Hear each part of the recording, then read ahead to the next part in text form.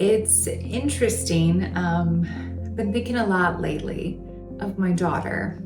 She is 11 and she is, coming into a different world that I came into, and my son as well. But as a woman, I really think about what I might struggle with, whether it be self-image or comparison or pressure that I put on myself, and uniquely what it could be to be a mother and to be a woman in 2024, and what that means right now, and the standard that I hold myself to, really maintaining my values and my disciplines and what I want to bring and call into my life based on what I put out in my life. And it just, it struck me as raising a young woman, and my daughter, and even my son as well.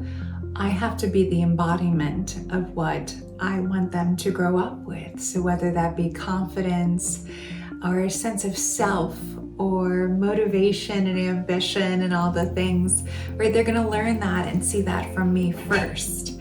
And that's their first taste of what it is to, grow up and to see that in somebody else who looks like you, or who's also a girl, or somebody who loves you unconditionally, and somebody you feel safe with, and somebody you can be yourself with. And I think about what challenges me the most, and what could in turn challenge many women like myself today the most. And for me, it truly is this idea of comparison. And when this came about, it's interesting because I've given it quite a bit of thought.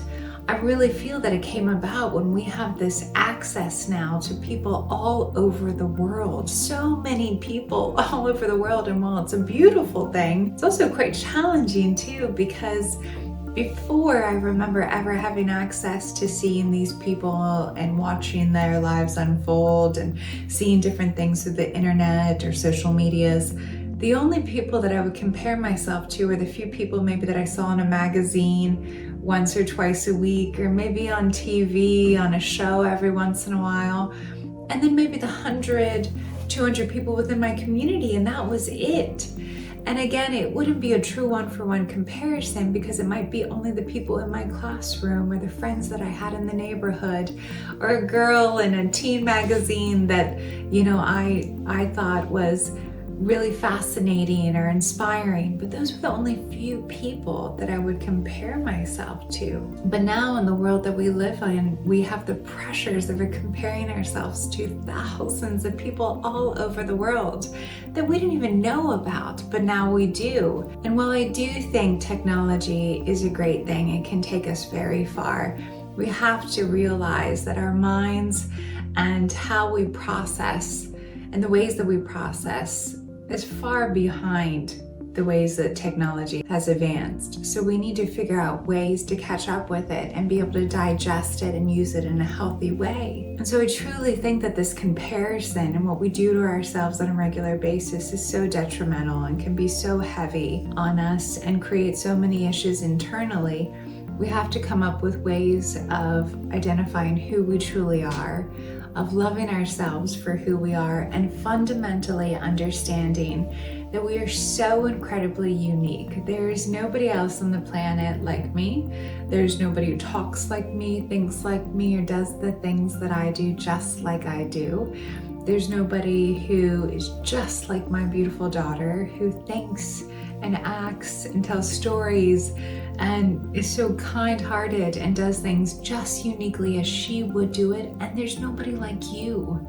There's nobody who hugs the way that you do and smiles just the way that you do and says the beautiful things just the way that you do. So while you might look at these people all over the world and you might say, oh, to be like that person, or to have what that person has, or to, be seen as this person is, remember that they're them and you're you. Their identity is taken, right? They're going to remain them, but they can't be you either. And you is so incredibly special.